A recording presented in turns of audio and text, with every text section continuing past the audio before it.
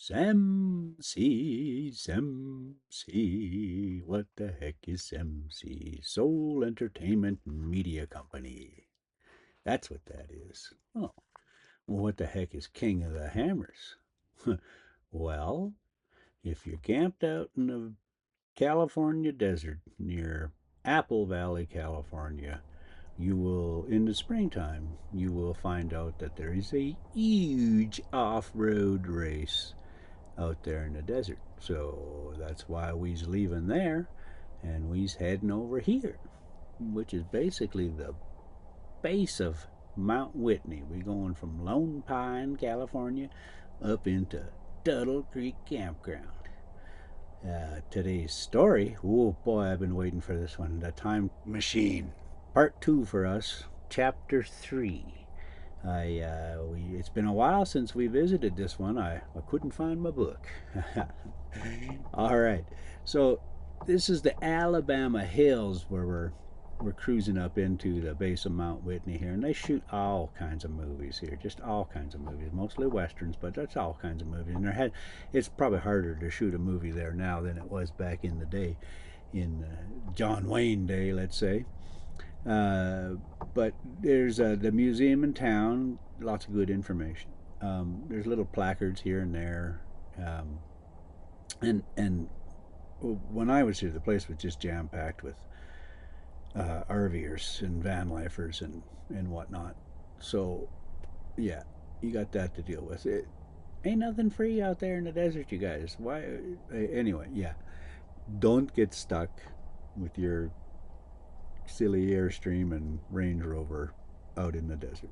All right, we don't need to talk about that. Let's get to this story. Well, there's one of them placards right there. Okay, let's get to this story. We're doing the Time Traveler, Chapter 3. Now, when we had left here, the Time Traveler, he had showed him his little model, and had sent it off, and they were all amazed.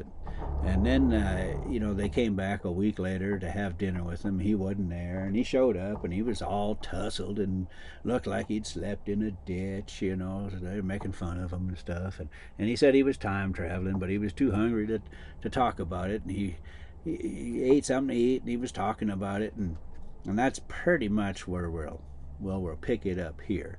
He has finally gotten his food down, and they went to the smoking room, I think. I don't know. And he told them the story, and that's where we'll pick it up here. Chapter 3.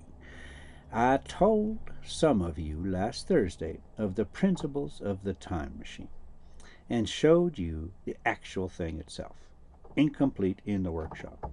There it is. Now, a little travel worn, truly, and one of the ivory bars is cracked. They said we just turned onto the road. Now, I've never been to this campground before. When I looked it up online, and I'm like, okay, I should be able to do this. I'm by myself, pulling in Ronnie, pulling the Jeep, so no backing up, and 3 dogs. So, and then I turn on this road, and I'm like, okay, this is the good part of the road.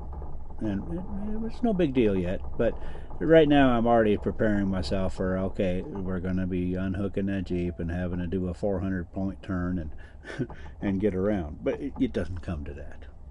Okay, here we go. There it is now. A little travel worn, truly, and one of the ivory bars is cracked and a brass rail bent, but the rest of it's sound enough. I expected to finish it on Friday, but on Friday, when the putting together was nearly done, I found that one of the nickel bars was exactly 1 inch too short, and this I had to get remade, so that the thing was not complete until this morning. It was at 10 o'clock today that the first of all time machines began its career. I gave it a last tap, tried all the screws again, put one more drop of oil on the quartz rod, and sat myself in saddle. I suppose a suicide who holds a pistol to his skull feels much the same wonder at what will come next as I felt then. I took the starting lever in one hand and the stopping one in the other. pressing the first and almost immediately the second. I seemed to reel. I felt a nightmare sensation of falling, and, looking around, I saw the laboratory exactly as before. Had anything happened? For a moment, I suspected that my intellect had tricked me. And then I noticed the clock. A moment before, as it had seemed, it had stood at a minute or so past 10, and now it was nearly 3:30. I drew a breath, set my teeth, gripped the starting lever with both hands, and went off with a thud. The laboratory got hazy and went dark. Mrs. Watchett came in and walked, apparently without seeing me, towards the garden door. I suppose it took her a minute or so to traverse the place, but to me she seemed to shoot across the room like a rocket. I pressed the lever over to its extreme position. The night came like the turning out of a lamp, and in another moment came tomorrow. The laboratory grew faint and hazy, then fainter and even fainter. Tomorrow night came, black, then day again, night again, day again, faster and faster still. An eddying murmur filled my ears, and a strange, numb confusedness descended on my mind. I'm afraid I cannot convey the peculiar sensations of time traveling. They are excessively unpleasant. There is a feeling exactly like the one has upon a switchback. Okay, well now we turn it into the campground. There was the BLM sign. I guess it's a Bureau of Land Management. Now look at this here road. Okay, so I'm looking way out there now. I'm like, okay, there's nobody coming. Oh, there's a little dip out there. Remember, I got the Jeep, no backing up. And a little dip out ain't no big deal for a car. For something that weighs 45,000 pounds, yeah, something you want to just not do so often. And now you gotta see these. Oh boy, look at these speed humps.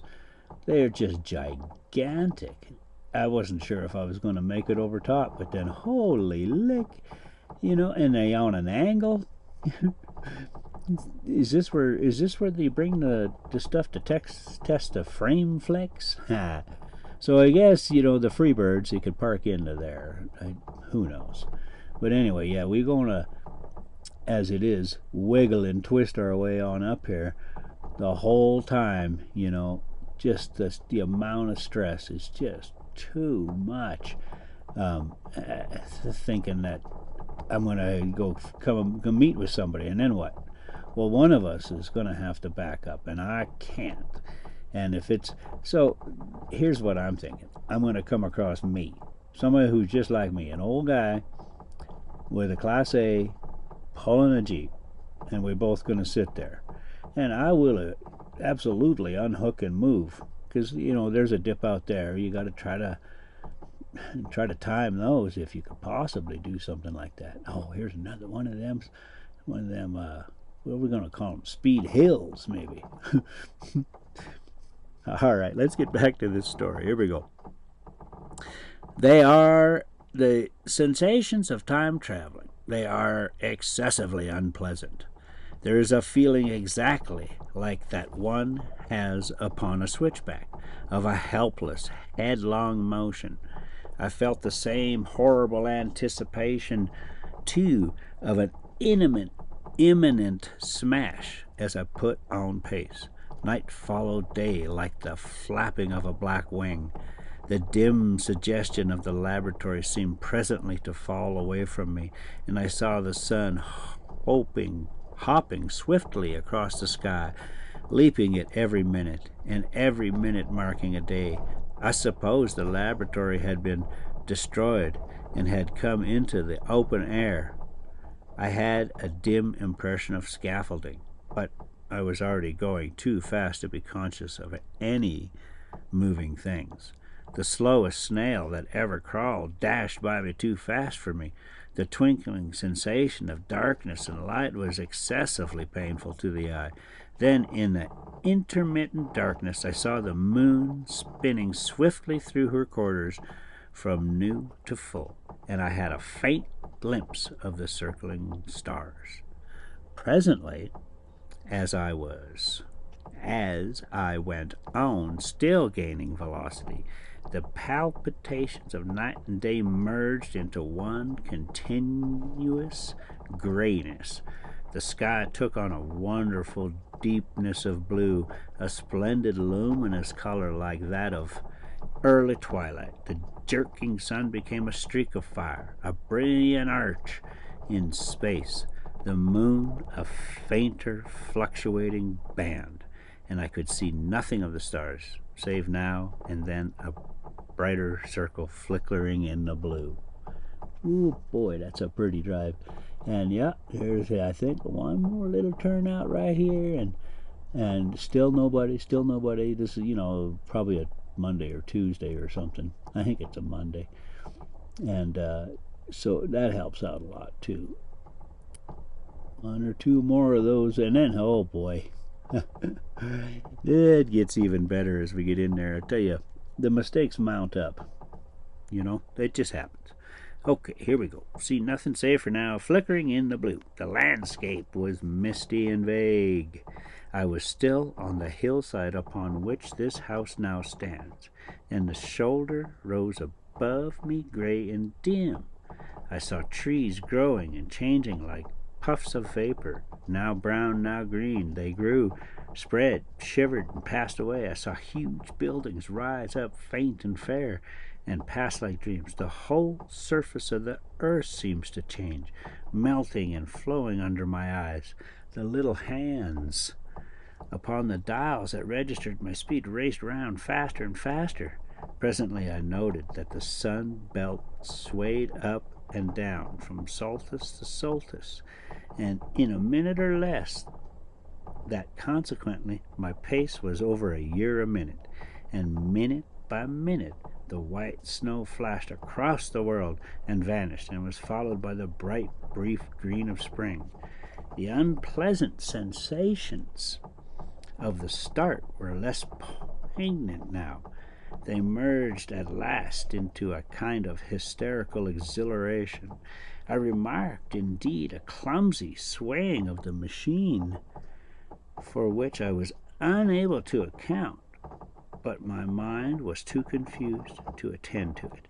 So with a kind of madness growing upon me, I flung myself into futurity.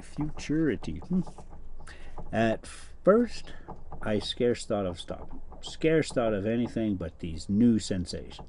But presently a fresh series of impressions grew in my mind, a certain curiosity, therewith a certain dread, until at last they took complete possession of me. What strange developments of humanity!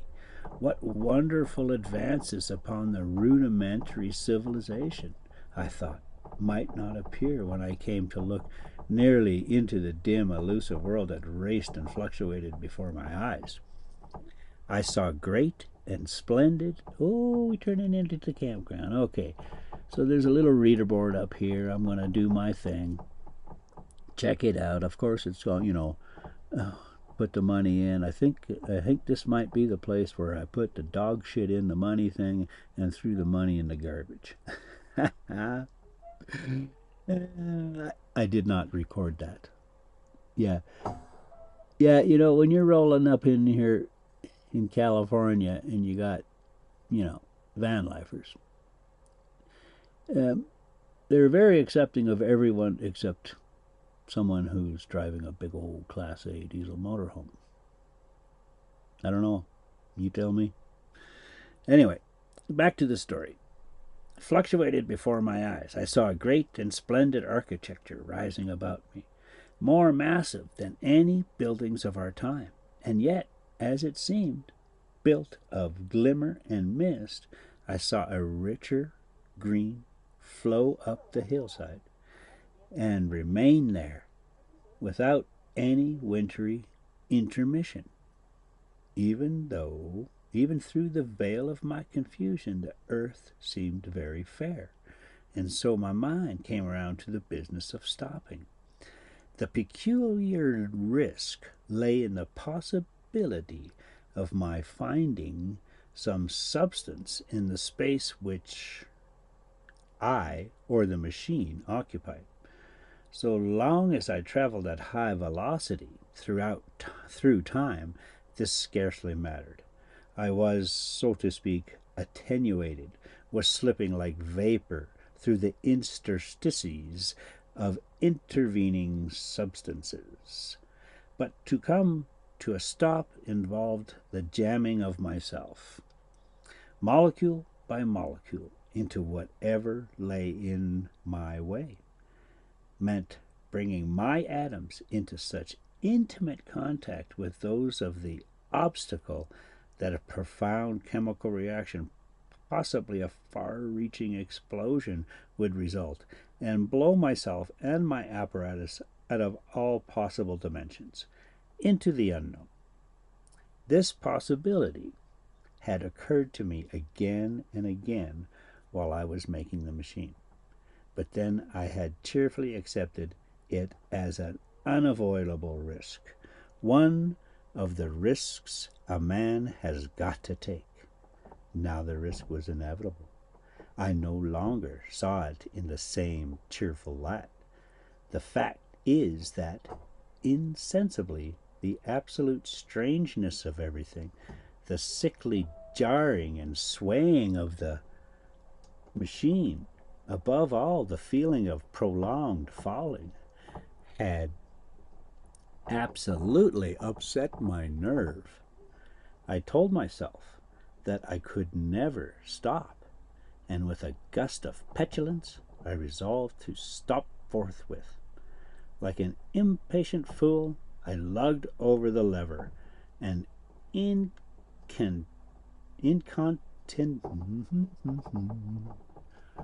let's just see. Oh yeah, no map or nothing. So which way should we go? Let's go this way. Okay, here's this word. I lugged over the lever and incontinentally, see, I want to say incontinuity, but I don't see that. Incontinentally. Okay, and incontinentally,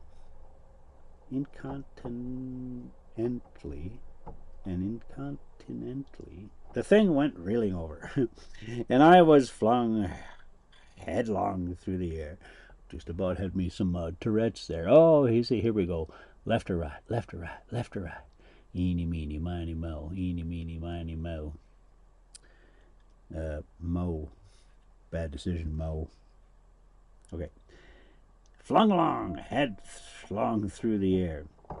There was the sound of a clap of thunder in my ears. I may have been stunned for a moment.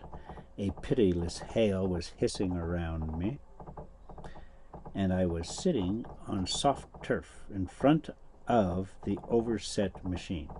Everything still seemed gray, but presently I remarked that the confusion in my ears was gone. I looked round me. I was on what seemed to be a little lawn in a garden, surrounded by a rhododendron bushes. I know the word, I can't say it. And I'm about to have a Tourette's outburst, so we'll just let that one go. And I noticed that their mauve and purple blossoms were dropping in a shower under the beating of hailstones. The rebounding, dancing hail hung in a cloud over the machine and drove along the ground like smoke. In a moment I was wet to the skin. Fine hospitality, said I, to a man who has traveled innumerable years to see you. Presently I thought, what a fool I was to get wet. I stood up, looked around. A colossal figure, carved apparently in some white stone, loomed indistinctly beyond the rhododendrons. Man, I know that word. Rhododendrons. It got worse. through the hazy downpour. But all else in the world. Let's take a look at this road before I start swearing. Oh yeah, okay, so we got Airstream on the left, and then on the right is, you know, a van or an old school bus and that kind of thing. Yeah, we just mosey on in here looking for a campsite that we think is good, and of course we find one. It's just beautiful, you know, and then I change my mind, and the madness, and these people here are like, ah, what are you doing here? How you guys doing? Ah, what do you want? Okay, okay, here we go. But a colossal figure carved in a rhododendrons. Nope, still can't get it. Well, all else in the world was invisible. My sensations would be hard to describe. As the columns of hail grew thinner, I saw the white figure more distinctly. It was very large, for a silver birch tree touched its shoulder. It was of white marble, in shape something like a winged sphinx. But the wings, instead of being carved vertically at the sides, were spread so that it seemed to hover. The pedestal, it appeared to me, was of bronze, and was thick with verdigris. It chanced that the face was towards me. The sightless eyes seemed to watch me. There was the faint shadow of a smile on the lips. It was greater, weather-worn, and that imparted an unpleasant suggestion of disease. I stood looking at it for a little space, half a minute perhaps, or half an hour. It seemed to advance and to recede as the hail drove before it denser or thinner. At last I tore my eyes from it for a moment and saw that the hail curtain had worn threadbare, and that the sky was lightening with the promise of the sun. I looked up again at the crouching white shape, and the full temerity of my voyage came suddenly upon me. What might appear when that hazy curtain was altogether withdrawn? What might? Oh yeah, see, I parked, and you know this is actually a pretty good spot, right? Remember, Jeep on the back. So I had to come up just a little incline to get in here. So Ronnie's level, the Jeep is facing, you know, it's facing uphill, so it's on a downcline by myself. So now I'm starting to, yeah, I split the clip there because I had to unhook the Jeep, which was quite an adventure. If you're ever in that position, boy, it sure be nice to have two people. But anyway, I had to basically jam it up into the tow bar so that I could hit the and then put on the brakes and stuff and hope it stayed there. So there's a little bit of pressure going towards the RV so that I could pop the telescoping in just a little bit to get a little bit of play to pull the pins out. And you know, and I did. Oh boy. So anyway, so the whole reason that I wanted to leave this place was because you know it looks like a nice spot, right? Like everything would have worked just fine. I could have just stayed here, except there's a toilet right here, and I didn't even think of it when I started to freak out, not knowing what I was going to see, and I was tired of putting through this campground and how hadn't eaten since. I probably didn't eat much in the morning either. There's all kinds of things you got to do on a travel day that if you don't you don't hit your mark every time there, you can set yourself up for a problem. Like this road going into here probably took an hour longer than I thought it was gonna. So anyway, the toilet stinks, so I didn't want to use that campsite. So I'll do the whole bit out there. It's it's hot. It's got to be 90 degrees for sure, and the dogs are inside the RV, so I'm worried about them and blah blah blah blah blah. Well, the generator's running, air conditioner's on, no big deal.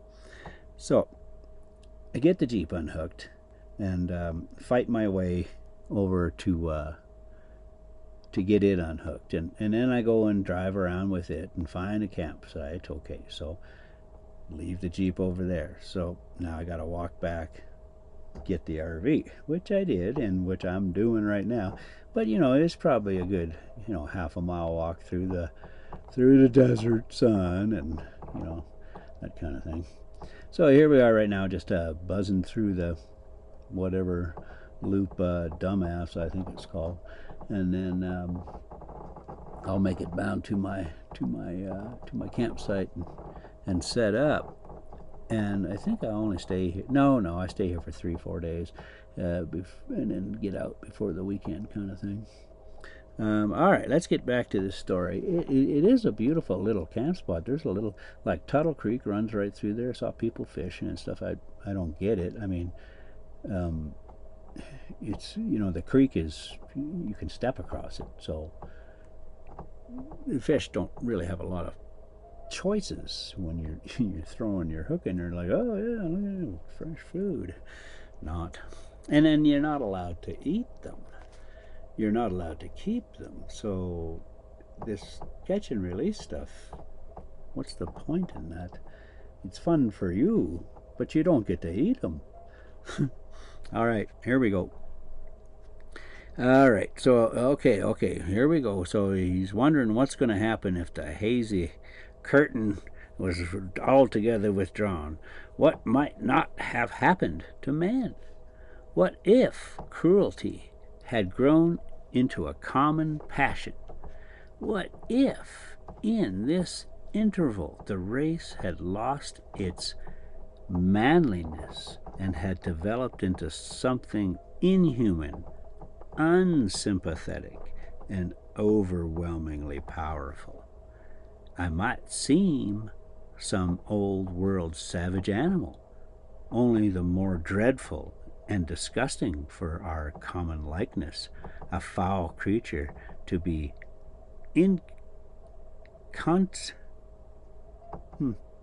incontinently slain. I saw other vast shapes, huge buildings with intricate parapets and tall columns, with a wooded hillside dimly creeping upon me through the lessening storm. I was seized with a panic fear. I turned frantically to the time machine and strove hard to readjust it. As I did so, the shafts of the sun smote through the thunderstorm. The gray downpour was swept aside, and vanishing like the trailing garments of a ghost. Above me, in the intense blue of the summer sky, some faint brown shreds of cloud whirled into nothingness. The great buildings about me stood out clear and distinct, shining with the wet of the thunderstorm, and picked out in white by the unmelted hailstones piled along their courses. I felt naked in a strange world. I felt as perhaps a bird may feel in the clear air, knowing the hawk wings above it will swoop. My fear grew to frenzy. I took a breathing space, set my teeth, and again grappled fiercely, wrist and knee, with the machine. It gave under my desperate onset and turned over. It struck my chin violently. One hand on the saddle and the other on the lever, I stood panting heavily, in attitude to mount again. But with this recovery of a prompt retreat, my courage recovered. Oh, so he got it back on together, and he's like, yeah, maybe not. I looked more curiously and less fearfully at this world of the remote future. In a circular opening high up in the wall of the nearest house, I saw a group of figures clad in rich, soft robes. They had seen me, and their faces were directed towards me. Then I heard voices approaching me. Coming through the bushes by the white sphinx were the heads and shoulders of men running. One of these emerged in a pathway leading straight to the little lawn upon which I stood with my machine. He was a slight creature, perhaps 4 feet high, clad in purple tunic, girdled at the waist with a leather belt, sandals, or buskins, I could not clearly distinguish which, were on his feet. His legs were bare to the knees, and his head was bare. Noticing that, I noticed for the first time how warm the air was. He struck me as being a very beautiful and graceful creature, but indescribably frail. His flushed face reminded me of the more beautiful kinds of consumptive, that hectic beauty of which we used to hear so much. At the sight of him, I suddenly regained confidence and took my hands from the machine. Baby, that's chapter 4. We done. Chapter 5? No. That's chapter 3. I'm looking at chapter 4. Chapter 4 coming up, and I am not gonna start it because, well, I don't like that. All right, so we just gonna back on in here. And oh yeah, right across the way there's one of them old Airstream motorhomes, and it looks in pretty good shape, sitting out here in the desert. See, and for some reason I'm thinking, oh yeah, this campsite, this one here, that is way better. It's because I don't have a toilet 20 feet away. It's right over there, but maybe a favorable wind, I don't know. I walked around and it is what it is. All right, so we're just gonna back on in here. I'll let this finish up. You guys can just enjoy the view. All right, that's it for today. Talk to you later.